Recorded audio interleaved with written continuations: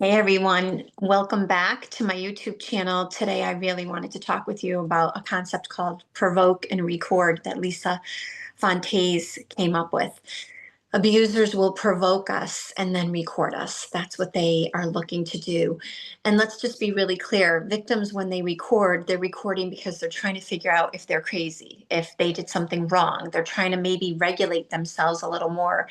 I remember time and a time again recording like arguments so that I actually could stay in better control when I was being so viscerally attacked verbally and psychologically being like diminished in so many ways. And what I would do was would record myself in secret, not to catch him at anything, but to actually prevent myself from becoming more dysregulated.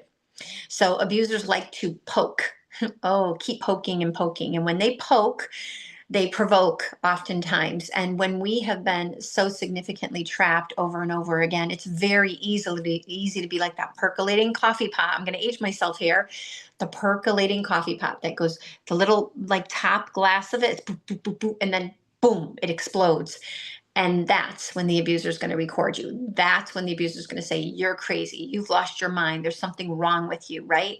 And so then what happens is then they take out their phone, they've provoked you, they're recording you, and you do, frankly, look in the eyes of someone who does not understand this unstable, unhinged, as the word I use. You're not unstable. You're not unhinged. This is like when you're trapped in the den with a wolf. Hey, Maggie. When you are trapped in the den with a wolf over and over again, at some point you are going to be reactive. Of course you are. And so that is called provoke and record. And what I want to be really clear about is that is a trauma response. That is what happens when we have been over and over again diminished in some way. We've been had our vulnerabilities used against us, right? Something that really matters to us. My ex used to say, okay, Gina. My mom's name is Gina. It's Jeanna, Jenna, right? Gina is how we say it, but she's French, so that's why we use that spelling. Long story short, I won't go into that, but what I will say is he used to say, okay, Gina. And when I was younger and in the beginning of the relationship, oh, it bothered me. I was like, why are you calling me Gina? Not that there was anything wrong with my mother. It was like, why is he doing this? Right. And towards the end of the relationship, when he did it, it didn't bother me at all. Oh, and that drove him crazy. It did. He expected me to be upset about it. And I'm like, okay, oh, that's actually the greatest compliment in the world. Thank you very much for calling me my mother's name. And so my point is this, right? It's about understanding what they're going to do to hurt us, right? So the reason why I told you about the name, by the way, is because then he ended up dating a woman whose name is Jenna, and would call my daughter's middle name is after my mother.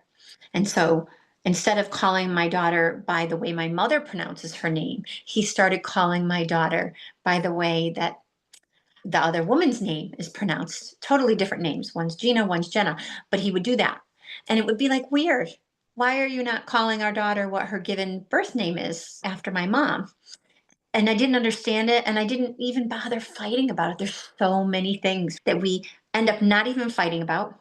We end up not even bringing up because it just creates more conflict, right? Abusers are drawn towards conflict. And so, like, sometimes what we learn, and this is part of our boundary, right? Like, we learn, like, we just say less.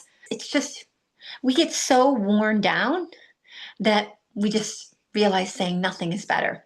And so, abusers will provoke, they will find something that matters to you. Of course, it mattered to me what my daughter's name was, right? What our daughter's name was. Of course, I didn't know that he was using the woman he was having an affair with, her name, but in provoking, recording, that's what they do.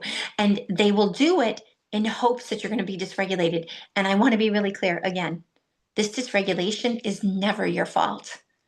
If you were in the den with a wolf, and you are, these abusers are bears, they're wolves, they're mean, they're nasty, and they are trying to hurt you and they are trapping you. And if that's what's happening to you, yeah, damn, I'm going to react. That's right. That is not at all in any way a making you less of a good person. It is making you human. It is making you human.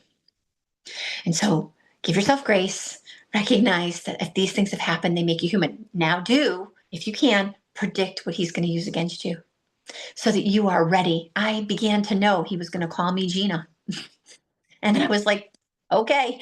And so get to the place where you can see what he is going to do, predict it so you can better prepare, so you better protect yourself. It's about protecting you. Okay. So predict it, prepare, and better protect. I hope that's helpful. The next video I'm going to do, and I'm going to sign right back on, is going to be about self-defense because it's very much related to provoke and record. Okay. I'll be back.